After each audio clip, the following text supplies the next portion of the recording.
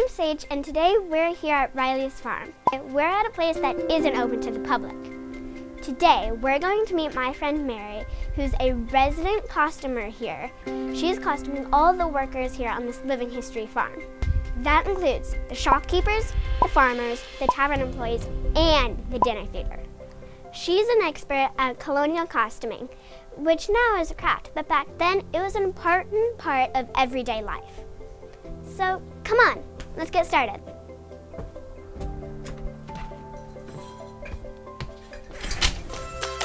We're too young to talk about forever, talk about the weather, to know any better.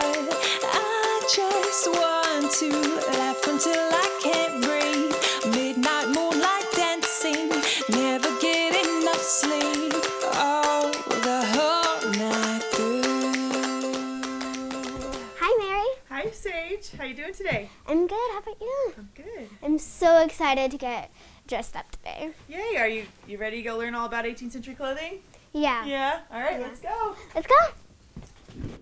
So, Mary, I have a few questions for you. Sure. Go ahead. How many outfits would a colonial person typically have? Well, it depends on their rank and status, of course. So the poorer you were, the less you'd have. But the typical middle of the mill sort of folks would have quite a few undergarments, shifts, and shirts, and then at least 2 or 3 different tops.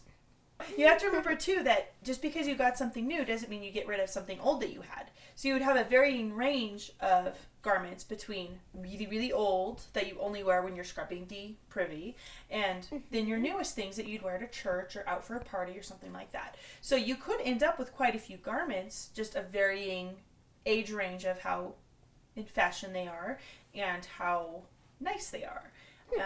But yeah, most people would actually have quite a few undergarments. There's a boarding house that burned down, and they had a list, all the things that they lost in the fire. And several of the women had more than one set of stays, and one woman had like 15 handkerchiefs, and one had like 13 caps. You're like, but why? Because they're small pieces. 2.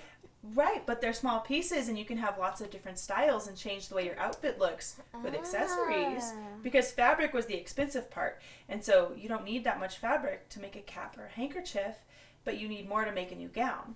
So it was really funny seeing the amount of things these people lost in the fire, and that some people didn't have that many, which makes you wonder, was it out for laundry day, or did they really only have 2 shirts? But most of the time people had way more than 2 shirts.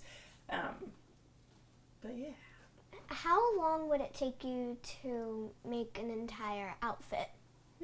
Man or woman? Woman? And how fancy? Like middle class? Yeah, middle Typical class. pieces?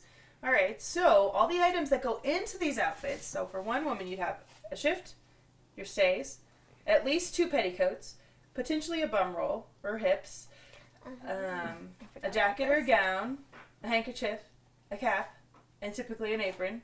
So that's at least 9 garments. The stays take probably 3 days to make, because you have to bind all the little tabs once they're made, and that takes forever, and you have to do it by hand. And a shift, let's see, 1, 2, 3, 4, 5,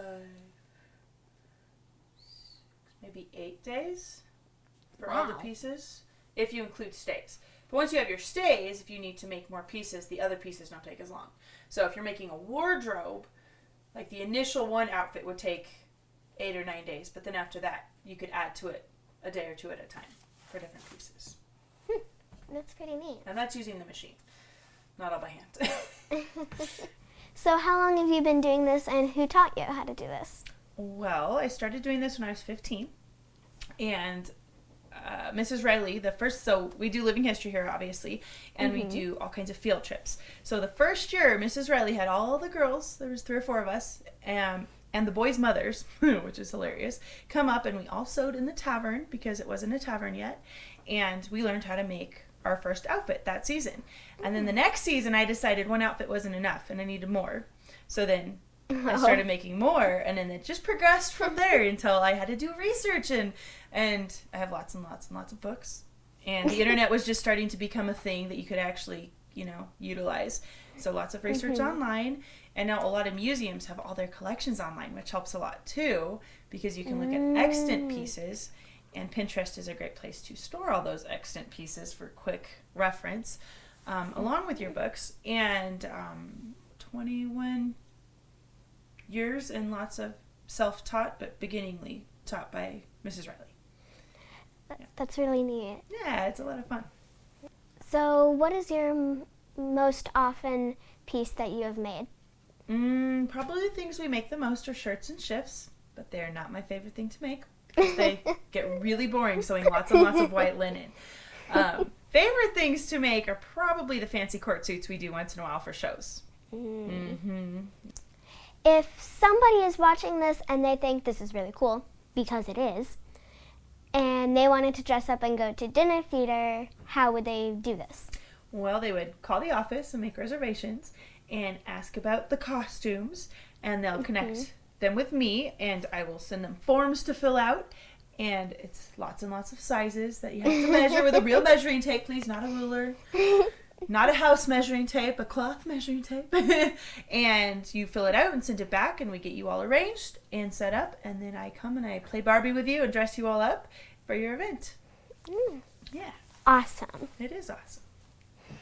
I want to thank you, Mary, for sharing your time and talents with us today.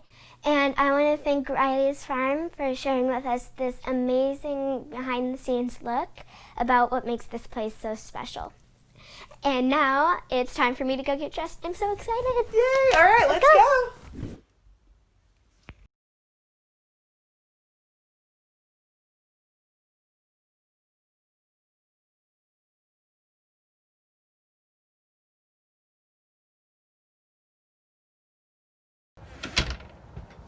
I hope you guys had as much fun as I did learning about colonial dressing. I loved my outfit so much, I wish I could wear it every single day. Thank you guys for joining me, and I hope you guys will join me for all of my colonial crafting adventures. And you can do that by subscribing to our YouTube channel, or our blog, or both. Bye for now! The whole night